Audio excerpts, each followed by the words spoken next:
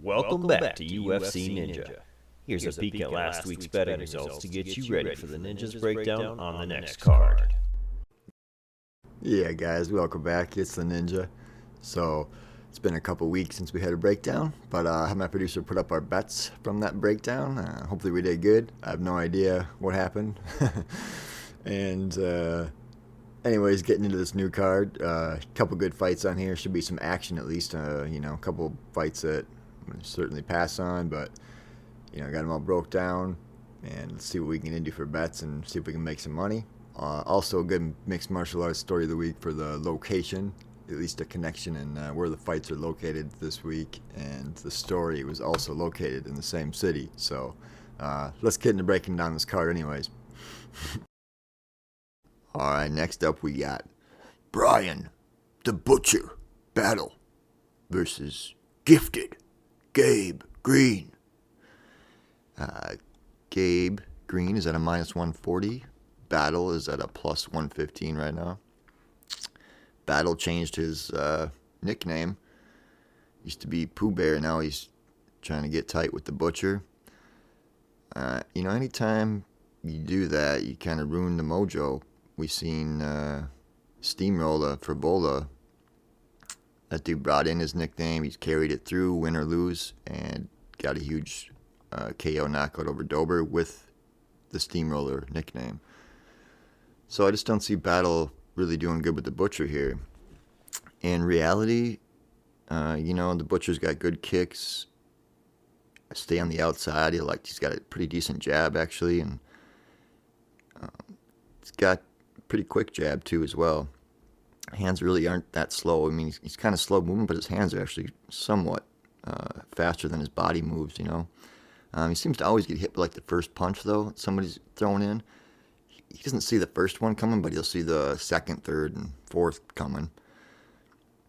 He's going to have the reach here, the length, and the height. He's a little bit flat-footed for me, though. Battle does get on his toes, but he always rocks back to that flat foot, and that's why I think he takes the first shot all the time. In Gabe's hand, Gabe's short. It's harder for him to get shots, but he does move in and take shots. He doesn't really counter shots like you would slip and counter a lot, but he does have some head movement and stuff and whatnot. He will put together some combos. He does go in there and swing, and he would land some shots. I think he's going to land some shots on Battle, and there's going to be a time in the second and third round where we're going to see what happens with Battle's cardio here. In my opinion, I think that's going to maybe tell this fight.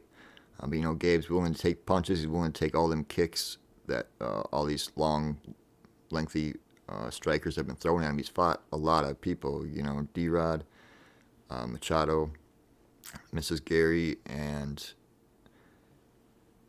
for me, this fight's going to come down to maybe just going the distance because Gabe's so tough and Battle's a pretty tough guy too. He doesn't want to give up, but I think there's going to be a bubble of, like a little aura bubble, and Battle's side is going to break down. He's got a good aura bubble, and I think he might be tough enough to make it to the end of the fight, but maybe Gabe is going to push through here and just pressure him too much, where, his life force is a little bit stronger for some reason. Gabe is just, he can take so many shots and come back in the same fight. So Gabe is gotten better too over time, but he's also taken more shots over time. So I'm not confident here one way or the other really. I do like Gabe over Battle, I suppose, but I see this fight maybe going the distance.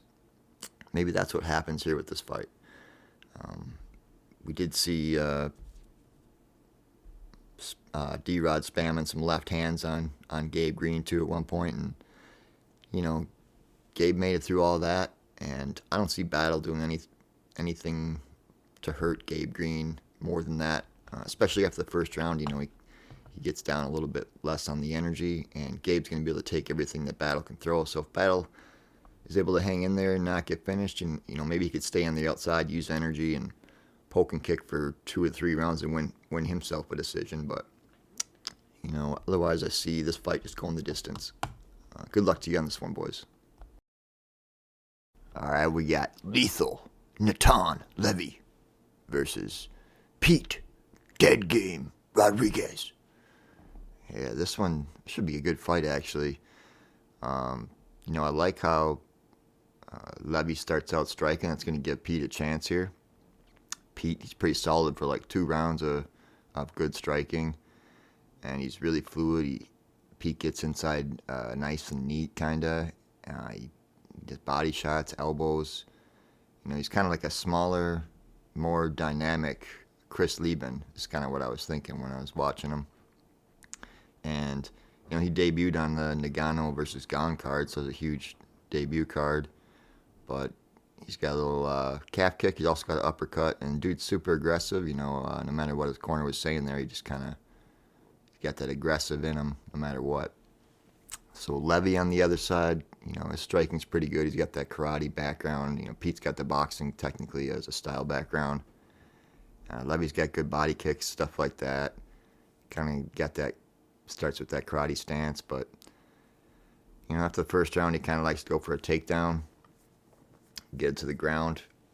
Looked like, what do you have, that Chuck Liddell haircut against somebody, and he had blue shorts. I was like, what in the fuck am I seeing? But sad excuse for the Iceman. So, watching Pete a little bit too. He's versus Mike Jackson. It was like he was taking inventory on what Mike Jackson was doing, and by the time it was over, he had seen what kind of head movement Mike was going to do next, and he ended up putting his knee right there into Mike Jackson's face, and that put him out. So I liked to see Pete's IQ there and his vision, like he was looking ahead. And he realized what shots were missing and which ones were going to connect.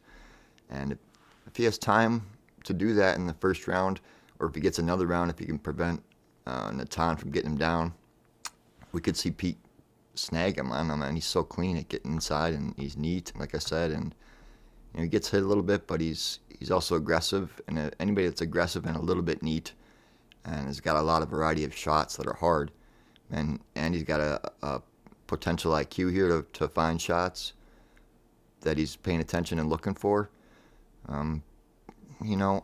Pete's looking pretty good for me here. I'm going to take my pick as Pete Rodriguez, and I'm not sure what I got for bets on him or not, but that's all I got for this one, boys.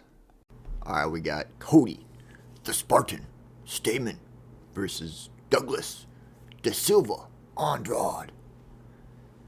Stamann, he's a minus 155. Douglas is a plus 130 right now. So Cody's got his wrestling background. Stamann is 33 and 5'6". Douglas has a Brazilian style background, and he is 37 and 5'7".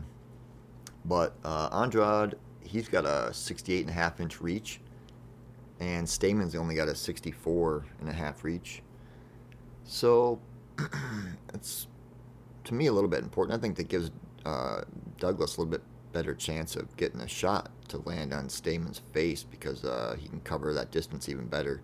And I feel like Douglas here, I feel like he covers distance pretty good with his punches. He can really throw an abnormal punch to make it work, to land it on somebody's face. Kind of like how Izzy was kind of like landing right hands on Potieria in that last fight to get him back up to the fence at one point, but they were like up and over Potieria's guard. They weren't like his technical shots that he dropping Brunson and everybody else with.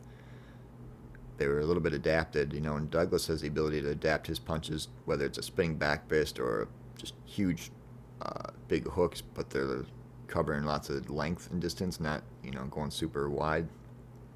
And his punches are powerful, and Douglas is evasive, and he's also got good kicks and spinning kicks and good body kicks.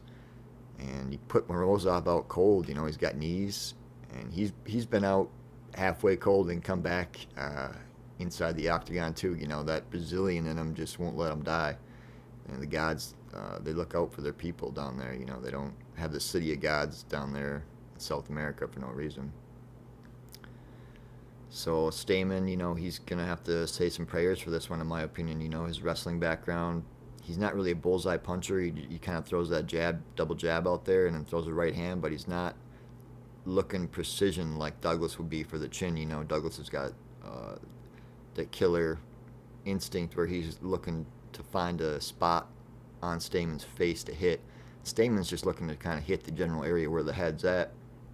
I feel like that could be the difference here in the striking, and I don't think Stamann's wrestling is going to do much. Douglas always will throw a knee, or he'll be evasive, or he'll use his jiu-jitsu and get back up, or maybe he'll submit Stamann. I feel like Douglas is going to be stronger than him in the long run here.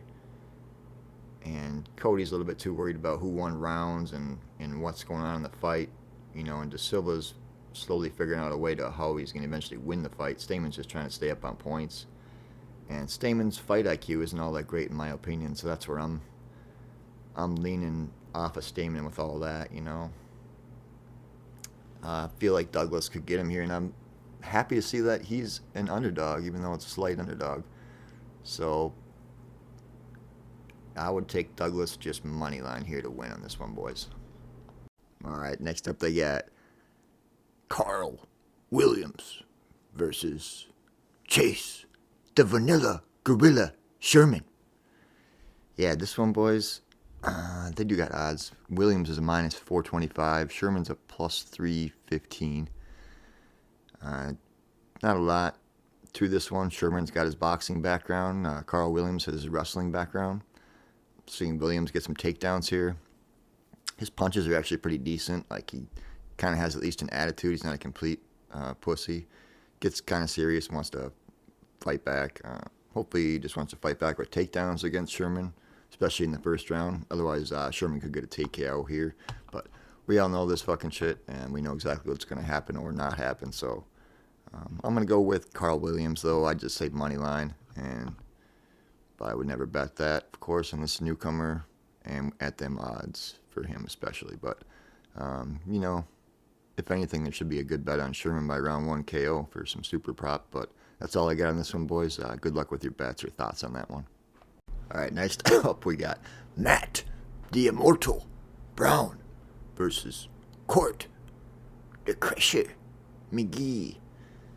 The Immortal is a plus 180. The Crusher is a minus 220. This one, a couple of old timers. I think I'm just going to give you Matt Brown's highlight of his career, and we'll just show you Court McGee getting crushed, and that's my thoughts on this one, boys. I think I'm going to go Matt Brown with an elbow. After he gets bloodied up, he's going to catch McGee with an elbow, just so we can all see him knock somebody out with an elbow again one last time. And I'm not going to bet on this fight or anything, but I will watch this one for sure with delight, I suppose. Hopefully there's some violence and Court just doesn't vag out here and try to hold on to Matt Brown. But that's my thoughts on this one, boys. Good luck to you. Not wasting any time. Matt Brown, veteran of 20 UFC fights, fighting in enemy territory, to say the least, tonight. Got hit by a few fans on his run out. You can see him getting mad. That's the last guy you want to hit. He's as aggressive as they come. Short, to the point, matter of fact. He knows exactly what he wants to do in this fight. And there you can see another fan grabbing his head and hitting him once again.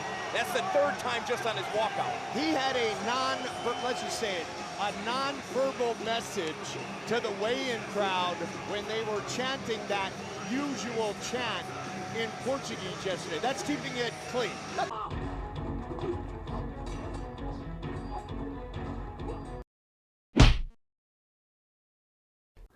All right, guys, yes. Once again, if you made it this far, you are a competent individual. You can understand what I'm saying. That's good enough. I know my producer cuts and edits sometimes when I fucking talk over myself, so I try to keep that to a minimum for him, and that way you guys can actually understand what I'm saying. But no, shout out to my producer for putting all this shit out here for me. I really appreciate it. He does very fine work, and you know, I only have the ability to like run this little audio program and do it in increments where I can't make the file too big, this, that, and the third. Anyways, I'm shit at electronics, and electronics don't like me for some reason, you know. Shit always malfunctions around me. Fucking costs me a lot of money with phones and shit. It's fucked up. But anyway, this story's a crazy long one, so I'm going to keep it short for you, you know, but it takes place in Charlotte, North Carolina. And me and my buddy at about 22 years of age, we was like my best friend at the time, and I'd known him since like 3rd grade, and we flew into North Carolina to buy this car. He set it all up where the dealer brought the car to the airport. We bought it, headed west on the freeway, heading home. And of course, this was like, you know, 10, 15 years ago. And we were going to look for some grass right away, you know, like, oh man, we get some weed, because they didn't have no pens back then or nothing. You couldn't bring nothing on the plane, you know. We weren't man enough to pack anything with us, so first thing we see is this dude pushing his bike on the side of the freeway, you know, younger black male, and pull over. We're like, shit, must be a local, you know. Hey man, you got a flat tire on your bike? Fucking, you know where we can get any butt around here? Oh yeah, you know, he fucking tosses his bike in the ditch, fucking hops in the back seat right away. We're like, oh fuck, what the hell? Like, fuck that bike, I guess. Anyway, dude, we hop on the freeway. He's like, yeah, go up here, blah blah, take a right. Like, already dumbest thing we could have done. You know, this dude could already have a fucking gun or knife to one of our necks, and you know, so we're both overconfident, and you know, even though we're both like physically fit, shit, and all that, but he drives us into this what's like a townhome complex around here, I suppose, that I've seen, but it was actually like 4 stories high. They're all like apartment buildings inside of this area, like finely tarred roads and shit, and a playground and shit in the middle, big playground, basketball hoops and shit. And dude's like, yeah, I'll leave my sweater here.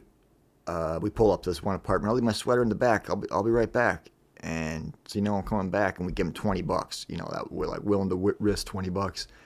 Yeah, I'll be right back. Anyway, he hops out, runs into this one apartment, and we're sitting there for like 5 minutes, 10 minutes, 15 minutes, and I think it might have been 15 minutes at the most, but dude, people were starting to look at us and shit, and we're like, all right, dude, let's get the fuck out of here, you know. And everybody that was looking at us was black, and we're like, you know, these 2 white kids in the middle of this neighborhood parked in this, it was a pretty nice looking, like, bright red Audi, you know, pretty decent car, you know. He's gonna forget what it was, like an $8,000 car or something at the time, but we're like, shit, dude. So we back out of the spot, dude. We start pulling out, and we're leaving the neighborhood. And as we are, the bus coming through and dropping some kids off. And we had to stop and wait for the bus with the stop thing, you know. And all these kids are getting off, and we start pulling away. And every single one of these kids is a black kid. And we're like, what in the hell? And these kids are all like elementary kids.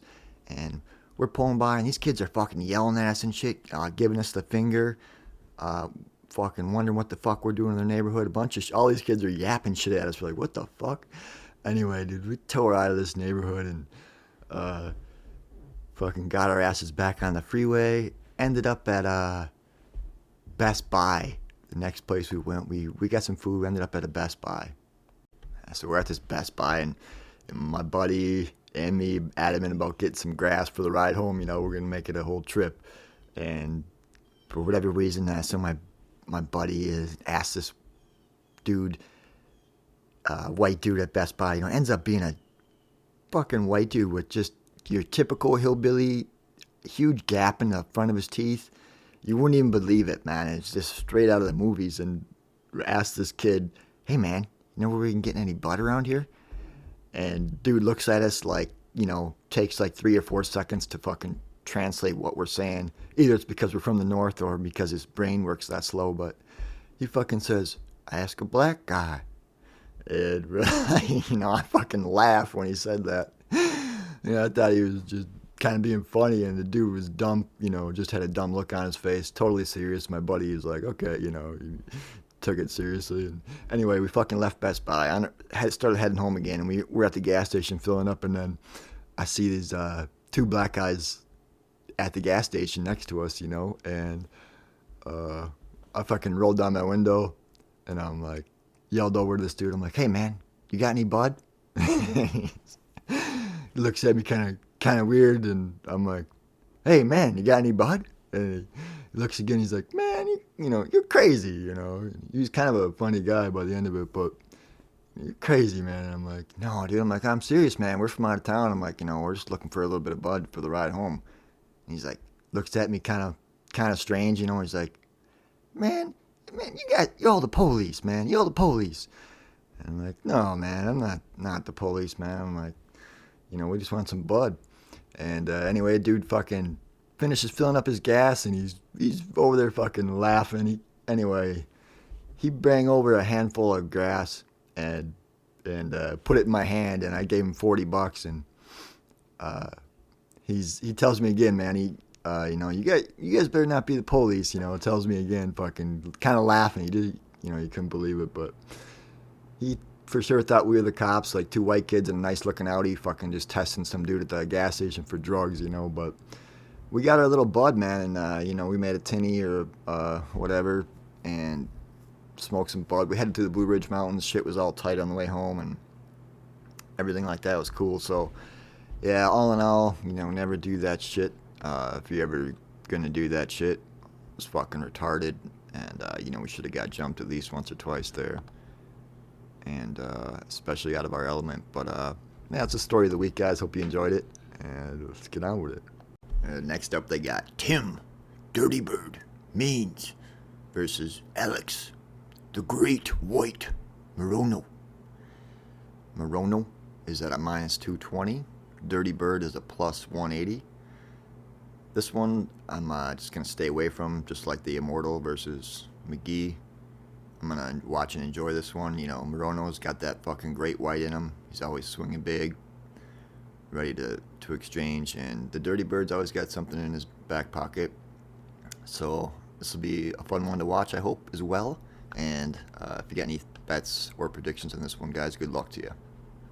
All right, guys, next up we got Carlos Black Jag Ulberg versus Ihor, the Duelist Potieria. Yeah, Ulberg is a minus 450. Ihor is a plus 350. Fucking Ihor, man. He fought Shogun his last fight, and he was up on the cage celebrating, and the whole crowd starts chanting, "Wow, Shogun," and he's pointing at the crowd, and he's like, no. He points at himself, me. Like, he thought the Brazilians didn't know what they were talking about, but little did he know he was about to fucking die on his way out. So, yeah, he clipped Shogun with a shot that it looked like it was right behind his ear, but it doesn't matter. But it looked like Shogun's equilibrium was all off and shit, and he was all goofy. But either way, he got goofy. Ihor, he reminds me like a Ukrainian Johnny Walker. He's fucking all over the place, sloppy. He is a southpaw, so we'll see what happens there against Ulberg. Yeah, we've seen Ulberg fight southpaws before. This Ihor dude does have a couple submission finishes on his record, one heel hook, but mainly I don't think he's really that good. I feel like maybe it's just his coaching in his corner that's been pretty good, and their selection of people in Ukraine was so small that this is all they had was Ihor. But his coach seems really chilled out, calm in the corner, and he's like just told him, remember, follow the plan. So I feel like his coach is actually good and does have a plan for him every time and analyzes the opponents and whatnot. But I mean, all that gets Ihor every fight is like 3 to 6 shots on his opponent, like actual good shots. That's what his coach gets out of him. His coach is expecting like 300 good shots. Instead, Ihor gives him 3 to 6. And his coach is like, dude, what the fuck? Remember the plan? Like, we were doing this. Like, you hit the pads in the gym. What are you doing out there? So I feel like he's just going to be all over the place, and Ulberg's going to be a lot cleaner, a lot tighter, and he's going to clip Ihor. So yeah, like I said, Ihor's going to have like 3 or 4 to 6 shots on him, and I don't think he's going to get it to the ground. He might like to clinch, but he's not strong enough, in my opinion, to get Ulberg down or keep him down if he does. I feel like Ulberg's going to be better than that, and I don't think Ihor will have the cardio either. He seems to just gas himself out no matter what, because he's going for them 3 to 6 shots that he goes way out of technique with. But, you know, we've seen him take a huge shot from Shogun too, and he just ate that right and left hand. So that's another reason that probably got him to the UFC or got him anywhere, is this ability to take shots. So, you know, he just eventually ran out of gas and he'll run out of shots, and Ulberg will clean him up here, in my opinion. So I'm going to take Ulberg by TKO in this one, boys. Here we go, guys. We got Daniel D-Rod Rodriguez versus Ian, the future, Garry. This one is, we got D-Rod's boxing versus Ian's originally a judo guy. Garry is at a minus 300. Rodriguez is a plus 240. So, Rodriguez is a southpaw here, and I think he's going to be a lot slower than Ian's going to be. Ian's got a nice head kick. He's super fast. I feel like D-Rod's going to be a little bit slower than him here. I feel like D-Rod does get a little bit gassy, but he also can throw a lot of volume at times, and he likes to put pressure on. He's more of a forward fighter. He likes doing that pressure, especially in the first round. And it's jab, jab, jab, and then he throws that left hand. He's pretty vicious in round one. He likes to get out there and fight. And he doesn't really avoid kicks. So D-Rod's going to be eating some body kicks, I feel like, and maybe even some head kicks if Ian, maybe plays a kick-heavy game here, which would be smart for him, but in my opinion. But D-Rod likes to keep a lot of space in between him and his opponent, and Ian kind of likes to keep that space too, but I think Ian's going to close it up and use that front hand and kind of be playful and touches D-Rod's jab and try to, measure that space. And if he can do that more than D-Rod can and be faster than D-Rod, I feel like Ian's going to get the better of that striking.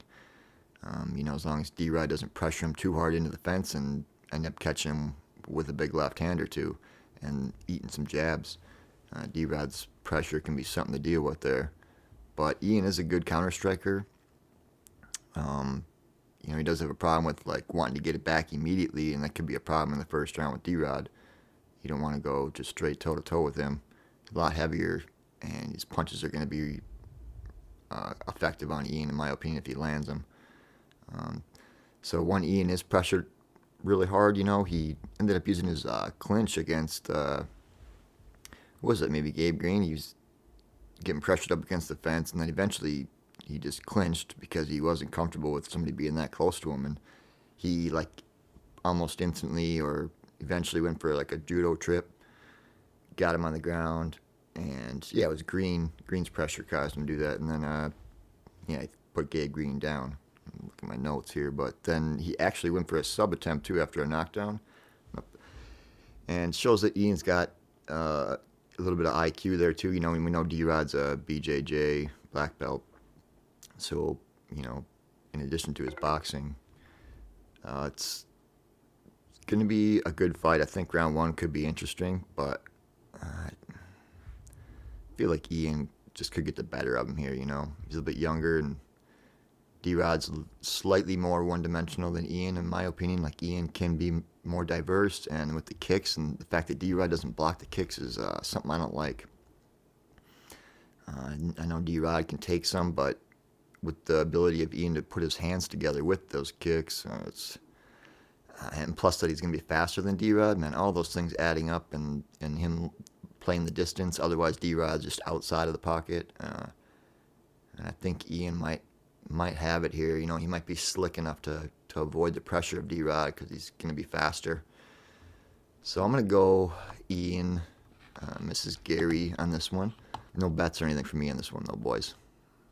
All right, next up we got Anthony Lionheart Smith versus Johnny, the Irish Bull Walker. Lionheart is a minus 110, and the Irish Bull is also a minus 110. All right, so they're both even here right now. And in this one, not much to say about this one, honestly. No teeth Anthony Smith. He's been on a little bit of a win streak. Lost to Magomed. And the Irish Bull, Johnny Walker, he, fought Craig Kudalaba.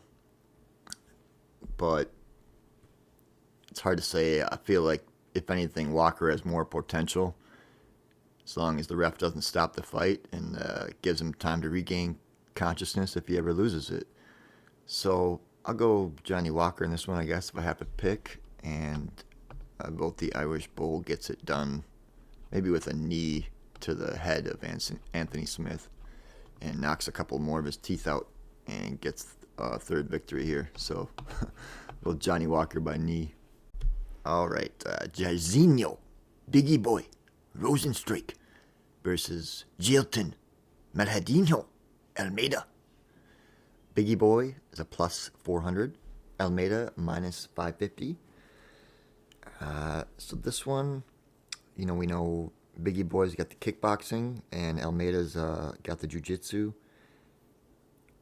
Rozenstruik, he has fought, Blades, and in that fight, he was real tentative and almost froze up against Blades instead of feinting a knee or feinting an uppercut, getting into that motion of ready to throw that strike. Instead, he just froze up and let Blades get that first takedown easily and hold him down, and he pretty much did that the whole fight. And Rozenstruik didn't get submitted or pounded out, so that was pretty good.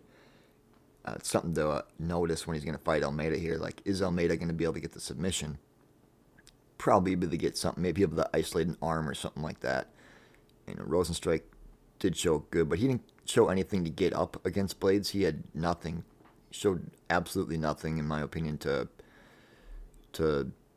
look like he was going to get up and use anything. So to me, initially, that's really bad. If Jailton does get him down once, it could be over, And if Rozenstruik isn't already flaunting those shots, there's really no threat there, nothing to fear for Almeida, and he's just going to take him down immediately and hold him down. And if he can't get him down, then Biggie Boy is going to start on his feet again in the second round and the third round, and he's going to have another chance to take a shot. He'll obviously be more comfortable, or his coaches are going to say, hey, man, fucking throw a shot this time.